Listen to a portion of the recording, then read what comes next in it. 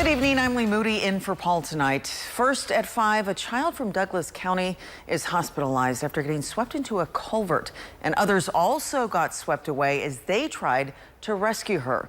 Emma McDarris explains what happened and the dangerous history of that culvert. Deputy 3 Eagles was dispatched here for a child that had gotten swept into the culvert in the water, and she was pinned.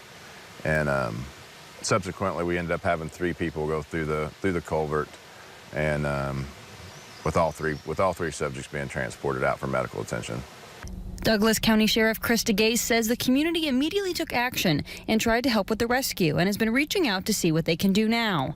As rescuers tried to reach the girl, an off-duty Ozark County dispatcher attempted to plug the culvert to cut off the water flow. That's when the water swept the dispatcher into the culvert. Deputy 3 Eagles grabbed the dispatcher and partially pulled her up before the suction drug him into the culvert as well. He collided with the child, knocking her free. Sheriff DeGase said this culvert in particular is hard to see. You really can't tell that on this side of the bridge that there's any danger there. Obviously, on the far side, you can see the whirlpool, and you would say, hey, stay away from that area. But, you know, when you look in the middle here, it really doesn't look like it's that swift, and the water does become very swift. This incident is not the first time this has happened at the same bridge.